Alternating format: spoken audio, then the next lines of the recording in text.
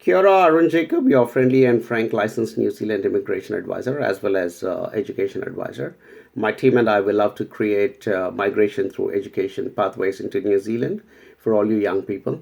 Today's video is very important. I actually received a query on the Facebook group from a young person who's got a background in physiotherapy and is now planning to come to New Zealand. And he's approached, obviously with the intention of coming here, studying, finding employment, and getting his residency or PR, as most people tend to call it. He has been to some agents, and it looks like these agents have immediately suggested to him to do a course in health sciences or sport and exercise science. Now, I have a major concern with this kind of counseling that these agents are providing to students. I have noticed that they have seem to have made it into some kind of a store, like a supermarket with lots of products, put down there. And it is like, somebody walks in and says, I have a background in physiotherapy. So they say, okay, here is option A, health sciences, and here is option B, which is sport and exercise science. Or if somebody walks in and says, I have a background in computing, they're reaching out and saying, okay, here is an option in hardware, here is an option in software, and you pick whatever you like. And then, or somebody comes and says, I've done a Bachelor of Commerce, or I've done a Bachelor of Business Administration. They pick two more and say, okay, here's a diploma in business, or here's something else.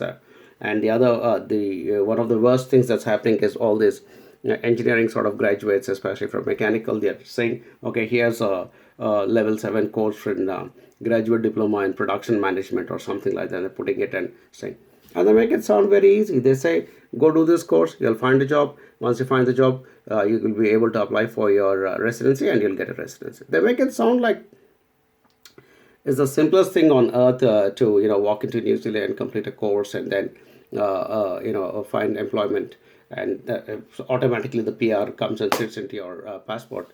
It is not easy, guys. You need to be very, very careful listening to these agents because number one, they are not going beneath the surface of these courses.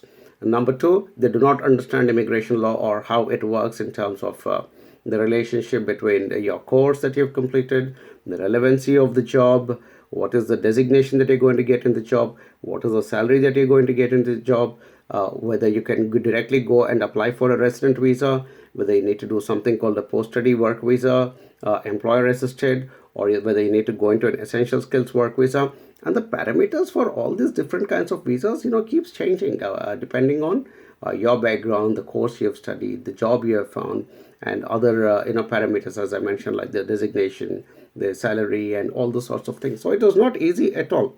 You need to have a counselor who is not going to just help you with the course selection and college selection, get you your visa and put you on a plane and send away and pocket their commission, put it and then forget all about it. It is never going to be that simple and that easy.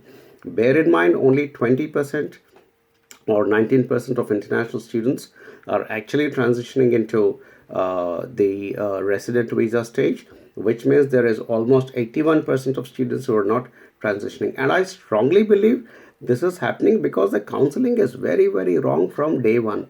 There is no effort being made to understand who you are as an individual, what is your background, how can that background be matched to the course that is being now proposed in New Zealand, what are the papers in that particular course, what happens after you complete that course, what is the potential for employment in that particular area.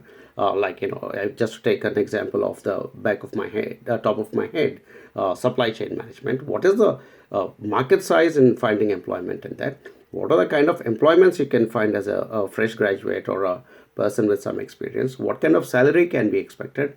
Will immigration department be able to consider that as skilled employment?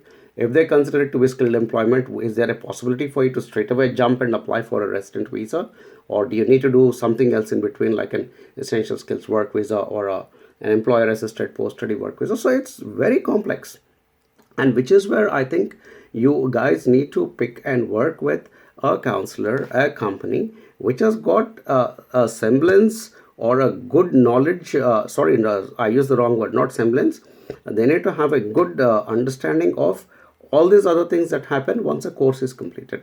So a lot of you young people are doing the stupid mistake of going into these agencies which have flash offices and lots of stuff, and they're saying, oh, they'll put up posters on their walls saying we've sent 100 people or 200 people or 5,000 people into New Zealand over the last 5 years. The bigger question is how many of these people have been successful as students who came here, and did they manage to achieve their goal of finding their employment and their residency and staying on in New Zealand as permanent residents, or did they go back disappointed to their country? So those are the questions that you guys need to consider, which is where now of course I'm talking about my own company here, and which is where a company like AJB, which is headed by myself, which is as a licensed immigration advisor, every student who comes to our company and says, hey, look, please help me to create a pathway, we customize a solution for each one. We don't just pick something off the shelf and say, oh, you're a physio, so here's this one and there is two,